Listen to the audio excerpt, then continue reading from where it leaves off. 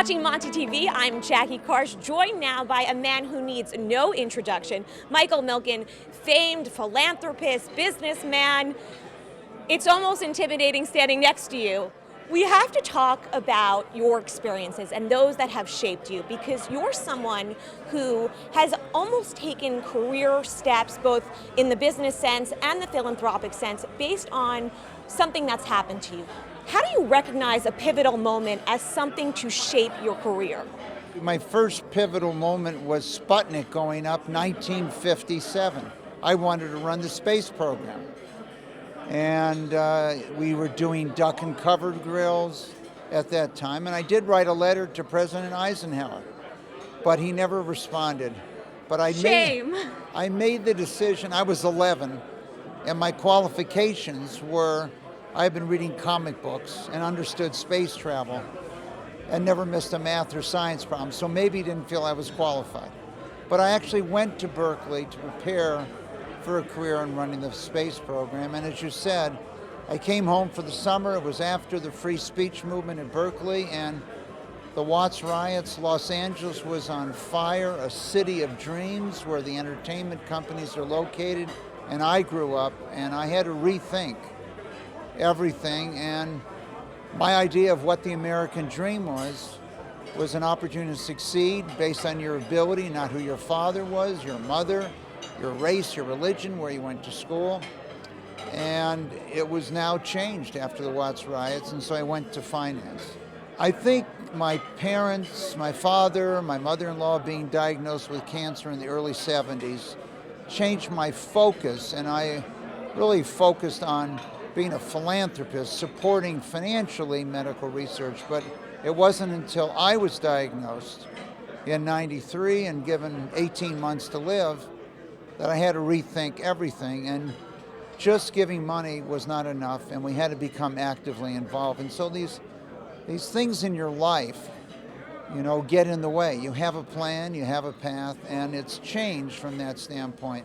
Speaking of inclusivity, you've been such a proponent of women and women in the workplace, and it is International Women's Day.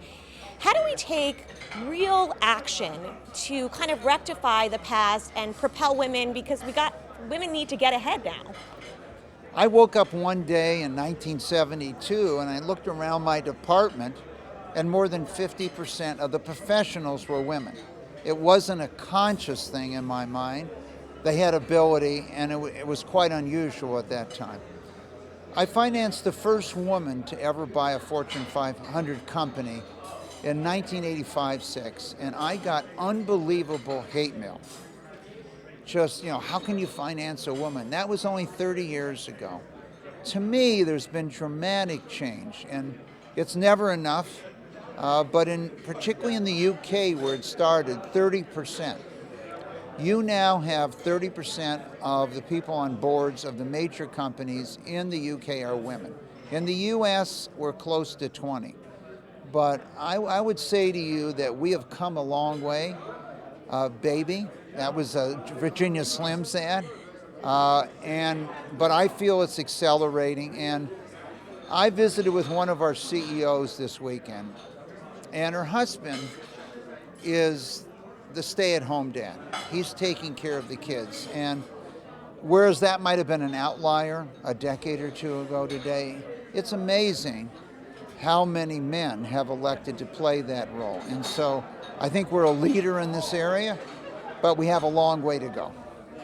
I'm sure you get the line out the door of people who have the $1 million idea or the brilliant, new company you must invest in. What makes a company Michael Milken worthy? The first thing is the people. What my view was, and what I learned from the MIDS 50 years ago, was the most important element were the people. A lot of people have great ideas, but who can execute? Who can make them become a reality? So that's one. The second thing with people with great ideas is you have to decide whether they're for-profit or non-profit. So in our building, we have 4 floors of giving money away and 2 floors where we try to I like that money. ratio.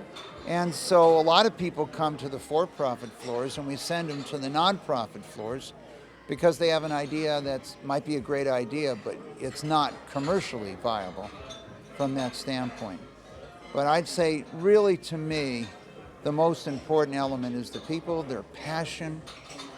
You know, I'd financed more than 3,000 companies, and I only had one CEO ever tell me he was in it for the money. The passion they had for an idea to build something was just overpowering. Great leaders build great companies. Thank you so much, Michael. Thank you.